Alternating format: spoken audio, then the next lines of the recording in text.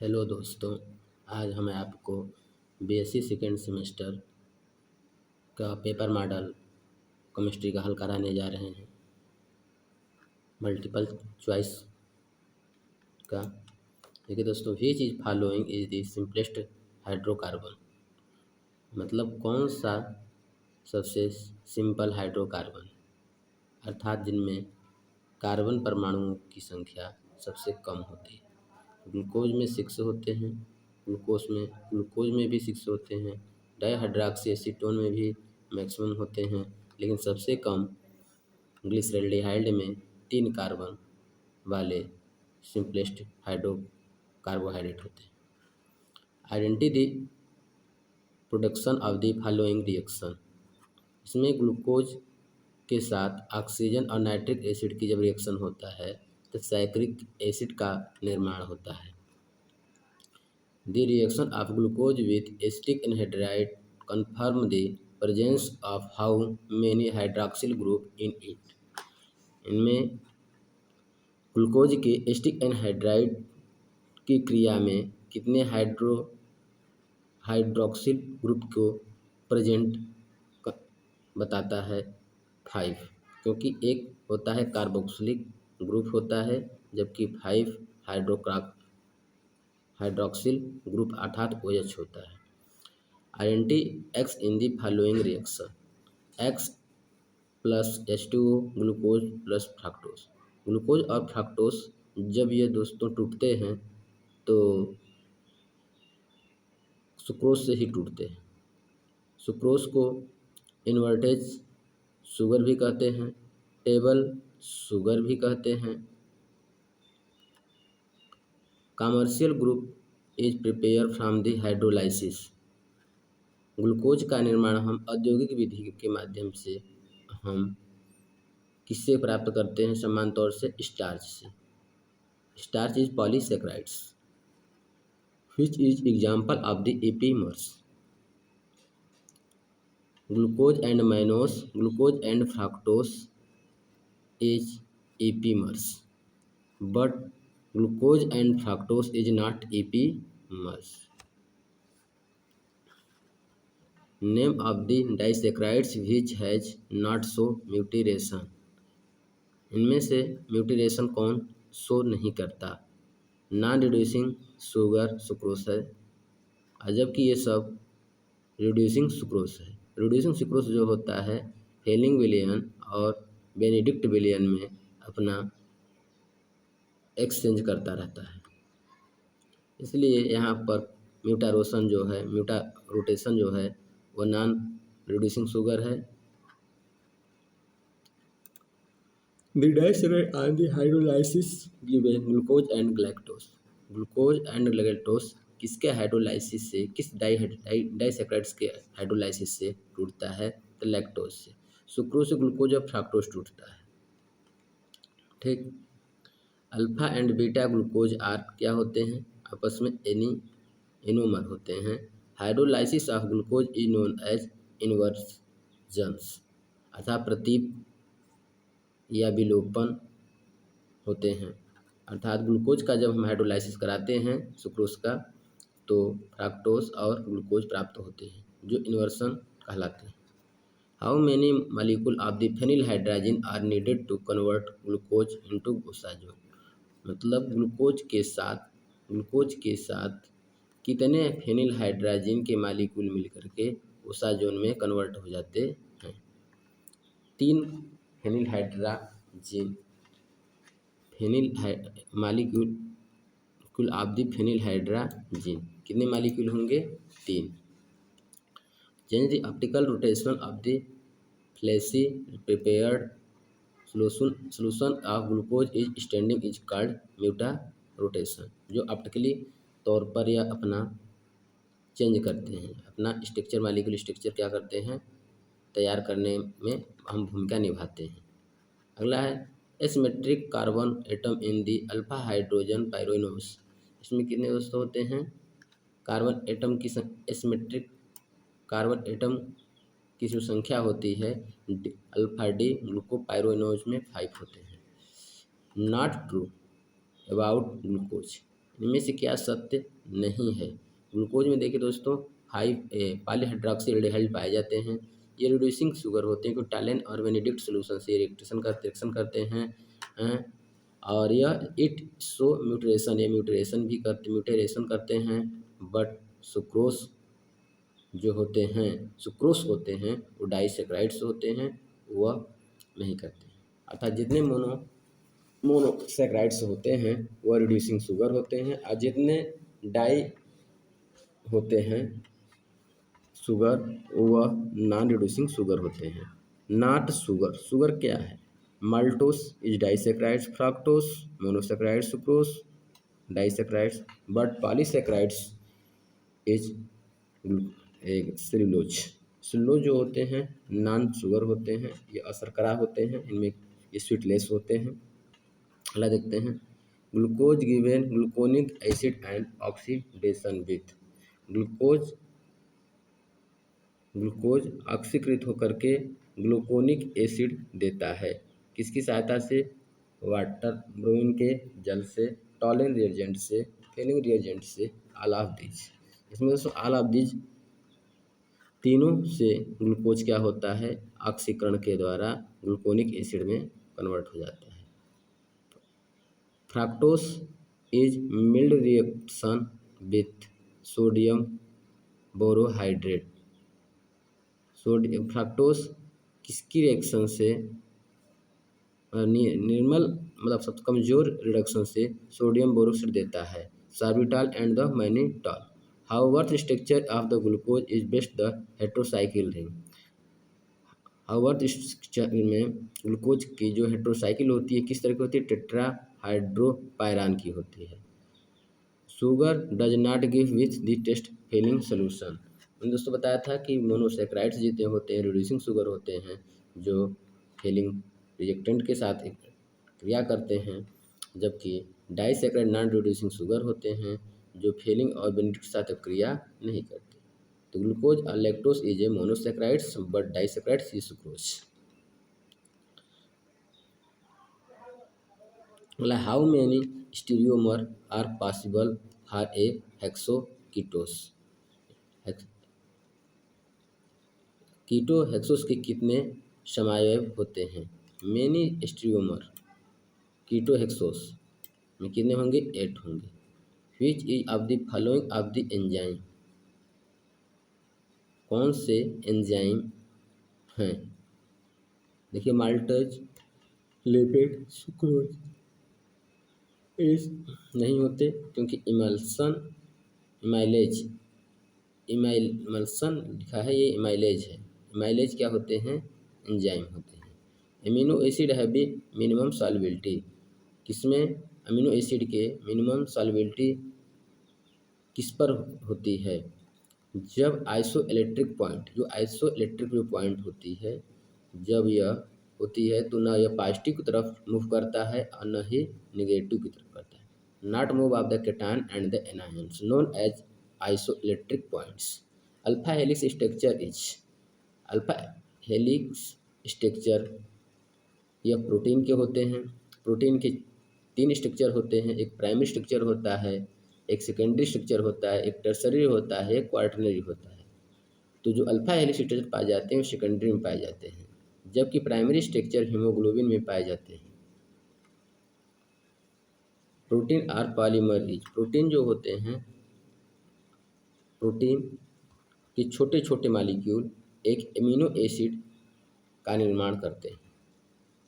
Enzyme are regarded as, enzyme जो होते हैं बायो कैटालाइज्ड होते हैं, यह किसी भी रिएक्शन को संपन्न कराने में भाग लेते हैं। एंजाइम जो होते हैं क्या होते हैं? वह पॉलीसेक्राइड्स होते हैं, शुगर होते हैं, यूरिन बेस्ड होते हैं, पॉलीपेप्टाइड्स होते हैं। इनमें दोस्तों ये कार्बोहाइड्रेट है, ठीक, इसमें नाइट्रोजन नहीं होती है, शुगर में भी नाइट्रोजन नहीं होते हैं, और यह प्रोटीनियस नेचर नहीं होते हैं। यूरिन बेस भी जो होते हैं प्रोटीनियस नेचर नहीं होते, लेकिन पॉलीपेप्टाइड जो होते हैं प्रोटीनियस नेचर, जो प्रोटीनियस नेचर के होते हैं वह एंजाइम होते हैं। Which amino acid no asymmetric hydrocarbon, किसके पास एसिमेट्रिक हाइड्रोकार्बन एटम होते हैं? हिस्टेडिन में होते हैं, एनालिन में होते हैं, थायरोनिन में होते हैं, ग्लाइसिन में एसिमेट्रिक कार्बन एटम उपस्थित नहीं होते। Helix of the absorption proteins, protein में जो होता है किस प्रकार का हेलिक्स पाया जाता है? राइट हैंडेड हेलिक्स होते हैं। The N terminal amino acid of a polypeptides is identified. Polypeptide के एन टर्मिनल अमीनो एसिड की किसके द्वारा किसकी पहचान की जाती है? किसके द्वारा पहचान की जाती है? फिनिल आइसोसाइनेट के द्वारा पहचान की जाती है।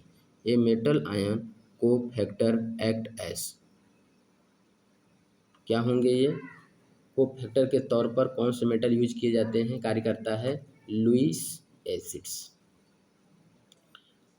डाइनाइट्रोफ्लोरोबेंजीन is use to determine. Fluorobenzene का उपयोग हम किसके निर्धारण के लिए करते हैं? N terminal of the polypeptide, अर्थात पॉलीपेप्टाइड के एन टर्मिनल की पहचान जिससे हो सके। How many polypeptide are present in the pentapeptide? Pentapeptide में पेप्टाइड बांडों की कुल संख्या कितनी होती है दोस्तों? 4 होती हैं। An amino acid in acidic solution we have an. Amino acid में किस तरह अमीनो एसिड जब वह क्या होता है, वह अम्लीय माध्यम में होता है, एसिडिक मीडिया सोल्यूशन में जब होता है तो किस तरह का व्यवहार करता है? वह कैटायन आयन का करता है। विच द फॉलोइंग रिएक्शन, इस रिएक्शन में क्या होगा कि एंजाइम सक्सिनेट की सहायता से यह इसमें बदल जाता है। इसमें देख रहे हैं दोस्तों, एक साइड में कार्बोक्सिलिक ग्रुप है, यहाँ डिफरेंस है, इसलिए ये स्टीरियोमर्स स्पेसिफिक फिजिक को क्या कर रहा है? रिएक्ट कर रहा है। Enzyme activity depend on, enzyme की सक्रियता किस पर निर्भर करती है? यदि एंजाइम कंसंट्रेट होगा, पदार्थ भी अगर कंसंट्रेट होगा, पीएच ऑफ द सॉल्यूशन होगा, अर्थात इन तीनों पर एंजाइम अपना एक्टिविटी कार्य करती है। Michaelis constant is the concentration of the substrate at the which the initial rate of the maximum rates में क्या होगा? माइकेलिस स्थिरांक जो होते हैं सबस्ट्रेट का जो सांद्रण होता है वह 1/2 पर मैक्सिमम रिएक्ट करता है। In Merrifield solid phase peptide synthesis solid supported use में मैरीफाइड ठोस प्रवस्था पेप्टाइड संश्लेषण में कितने की सहायता करता है? Polystyrene. On the boiling milk with the lemon juice is the protein get the separates. इस फिनोमेनन क्या होते हैं? इसका मतलब गर्म दूध के साथ यदि हम नींबू का रस डाल देते हैं तो प्रोटीन एक दूसरे से सेपरेट अर्थात फट जाते हैं। वह घटना क्या कहलाती है? डेनेचुरेशन, अर्थात प्रोटीन का डिस्ट्रक्शन हो जाता है, प्रोटीन विभक्त हो जाते हैं, उसे हम डीनेचुरेशन कहते हैं। Enzyme inhibitor is of the times, enzyme के कितने अवरोधक होते हैं? 2 होते हैं। An enzyme along the cofactor required the catalyse and reaction is known as holo enzyme. Nucleic acid play roles, nucleic acid किसके में प्ले रोल करता है? Transmission of the heredity character, अर्थात आनुवंशिकताओं को एक स्थान से दूसरे स्थान पर ले जाने में, क्योंकि दोस्तों न्यूक्लिक एसिड जो होते हैं डीएनए और आरएनए होते हैं, और डीएनए आरएनए का जो प्ले होता है हेरिडिटरी करेक्टर में होते हैं। बायोसिंथेटिक ऑफ द प्रोटीन, अर्थात प्रोटीन के निर्माण में भी होते हैं, अर्थात ए और बी दोनों होंगे। Among following is the best are present in the RNA and DNA. RNA और डीएनए को समझने के लिए सबसे पहले दोस्तों हम लोग ये समझेंगे कि आरएनए और डीएनए में एक प्यूरिन होता है, प्यूरिन, और एक प्यूरिमिडिन। प्यूरिन में जो होते हैं एजी होते हैं, और पिरिमिडिन में जो होते हैं कूट होते हैं, CUT। कूट का मतलब होता है साइटोसिन, यूरेसिल एंड थायमिन। और आरएनए में बस थायमिन रिमूव करके वहाँ पर यूरेसिल आ जाता है। इसलिए डीएनए और आरएनए में सेम नाइट्रोजन बेसियस एडेनिन ग्वानिन और साइटोसिन प्रेजेंट होते हैं। Purine base atom in the rings, जो प्यूरिन बेस में होते हैं उनमें एटम की संख्या 9 होती हैं, जबकि पिरिमिडिन बेस में एटम की संख्या 6 होती हैं। Uridine is the composed of the ribosome in, uridine ribosome किससे जुड़ने से बनता है? यूरिडीन राइबोसोम में यदि हम यूरेसिल को जोड़ देंगे, अटैच कर देंगे तो यूरिडीन बन जाएगा। Structure of the so in that, यह स्ट्रक्चर देखिए दोस्तों, यह आपका पेंटोज शुगर 1 2 3 4 5, ये पेंटोज शुगर है। पेंटोज शुगर में से अगर हम दूसरे कार्बन से अगर हाइड्रोजन के साथ जो ऑक्सीजन जुड़ा है, हाइड्रॉक्सिल आयन जुड़ा है, अगर यहाँ से ऑक्सीजन अगर रिमूव हो जाता है, अगर ऑक्सीजन यहाँ से रिमूव हो जाता है तो डीऑक्सी राइबोज कहलाता है। यदि दूसरे कार्बन पर हाइड्रॉक्सिल समूह उपस्थित होता है तो राइबोज शर्करा होती है। अर्थात यह जो राइबोज शर्करा होती है जिसमें से ऑक्सीजन नहीं निकलता, वो आरएनए न्यूक्लियोसाइड कहलाता है। देखिए दोस्तों, identify the complementary strand of the DNA of the primary structures ATCG ATATC। दोस्तों यहाँ देखिए, हमेशा एक के साथ टी का संबंध होता है, टी का ए के साथ होता है, जी का होता है, सी के साथ सी का होता है, जी के साथ सी का होता है, जी के साथ जी का होता है, जी का होता है, सी के साथ, और ए का होता है टी के साथ, टी का होता है ए के साथ, और सी का होता है जी के साथ। देखिए दोस्तों, ये कहने का मतलब है ए टी और सी जी। ए टी जो होते हैं ए के साथ टी या टी के साथ ए का संबंध होता है, 80 का होता है जी के साथ, जी का संबंध होता है ए के साथ। अगर ऐसा डीएनए के प्राइमरी स्ट्रक्चर में अगर मिलता है तो सदैव होते हैं। और ए और टी के साथ सदैव जो होता है वह डबल बाइंडेड होते हैं, जबकि सी और जी के साथ जो भी होते हैं वो ट्रिपल बाइंडेड होते हैं। अगले में आते हैं, building block of the nucleic acid are. Nucleic acid के निर्माण में न्यूक्लिक एसिड का निर्माण किससे होता है? न्यूक्लियोटाइड से। अर्थात जब पेंटोज शर्करा नाइट्रोजन बेस से जुड़ते हैं तो न्यूक्लियोसाइड होते हैं। जब न्यूक्लियोसाइड में हम फास्फोरिक एसिड का टच कर देते हैं तो न्यूक्लियोटाइड होते हैं। न्यूक्लियोटाइड मिल करके एक बिल्ड ब्लॉक का निर्माण कर लेता है, या तो वो डीएनए होगा या तो वो आरएनए होगा। इसलिए दोस्तों, building block of the nucleic acid are known as a nucleotides. आगे देखते हैं, how many hydrogen bond are there between the adenine and thymine. अर्थात ए और टी में कितने हाइड्रोजन बॉन्ड होते हैं? 2 बॉन्ड। और सी और जी में कितने बॉन्ड होते हैं? 3 बॉन्ड होते हैं। जबकि एडेनिन और ग्वानिन में डबल बॉन्ड हाइड्रोजन बॉन्ड होते हैं, जबकि ग्वानिन और साइटोसिन में अगर देखे जाएँ तो 3 बॉन्ड होते हैं। 1 बॉन्ड और 4 बॉन्ड कभी होते ही नहीं हैं। Non genetic RNA of the type of, non genetic RNA जो होते हैं वो कितने प्रकार के होते हैं? 3 प्रकार के। DNA helix structure of the DNA was given by, double helix structure को डीएनए किसने दिया?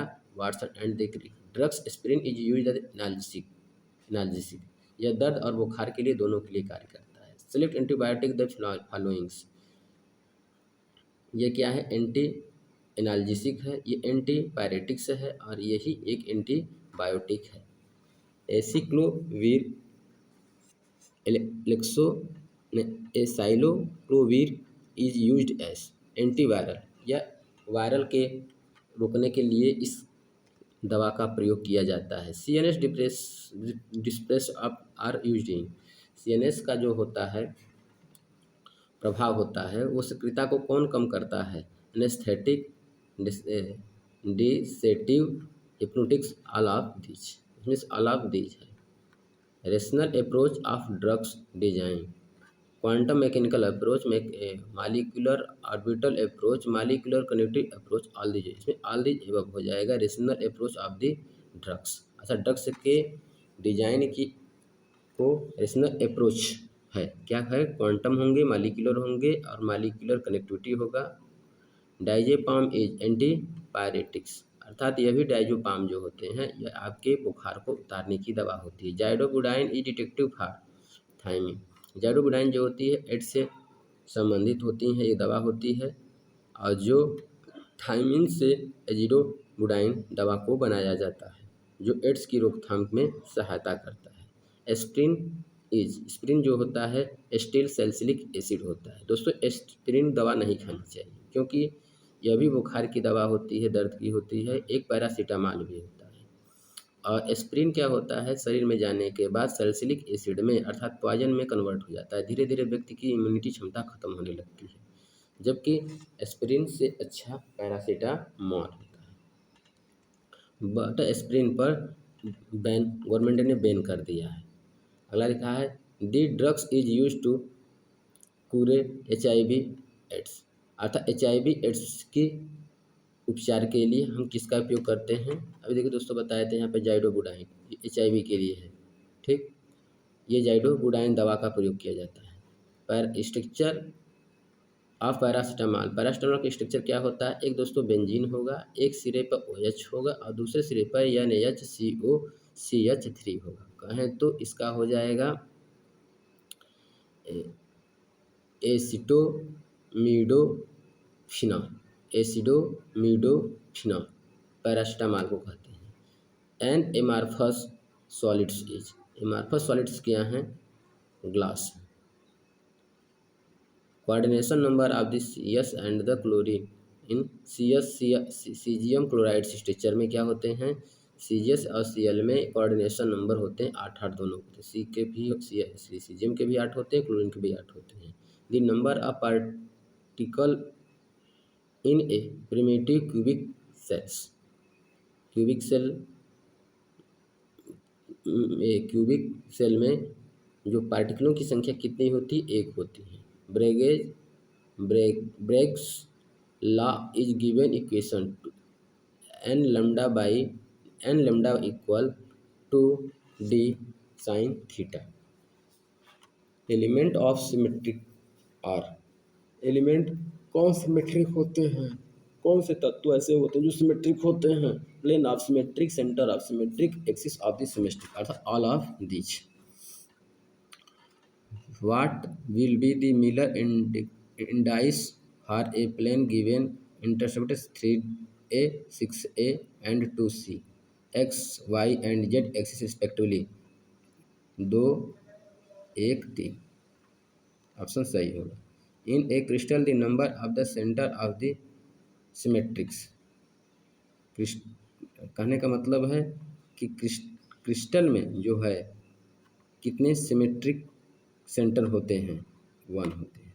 Size of crystal depend on, crystal का जो साइज होता है वो टेम्परेचर, प्रेशर और A और B दोनों में रेट इन दी फॉर्मेशन, यह बनने की दर पर निर्भर करता है कि इसकी साइज क्या होगी। ताप और दाब पर निर्भर नहीं करता बल्कि बनने की रेट पर निर्भर करता है। The smallest 3 dimensional repeated unit of a solids, unit cells, क्या कहलाएगा दोस्तों, unit cell. Total element of the symmetric in a simple cubic crystal, साधारण मतलब सिंपल क्यूबिक क्रिस्टल में टोटल एलिमेंटों की संख्या 23 होगी। Polystyrene is which type of the polymer, polystyrene जो होते हैं एडिशन पॉलीमर पाए जाते हैं, और जबकि नायलॉन 66 यह कंडेंसेशन होते हैं। Monomer of the nylon 66 is, जो नायलॉन 66 होते हैं वह हेक्सामेथिलीन डाइएमीन तथा एडेपिक एसिड के कॉम्बिनेशन से नायलॉन N66 के मोनोमर तैयार होते हैं। बेकेलाइट इज द पॉलीमर, जो बेकेलाइट्स होते हैं ये थर्मोसेटिंग होते हैं कि एक बार जब बन जाएंगे तो दोबारा बनने का नाम नहीं लेंगे। ठीक, थर्मोप्लास्टिक का मतलब होता है जो एक बार बन जाए उन्हें बार बार अपनी इच्छा के अनुसार बाय टेम्परेचर एंड प्रेशर के अकॉर्डिंग हम कोई भी अपने इच्छा के अनुरूप हम कोई भी सामान बना सकते हैं। अगला देखते हैं 74 वाला question, natural rubber is polymers. Natural rubber क्या होते हैं? 6 आइसोप्रीन।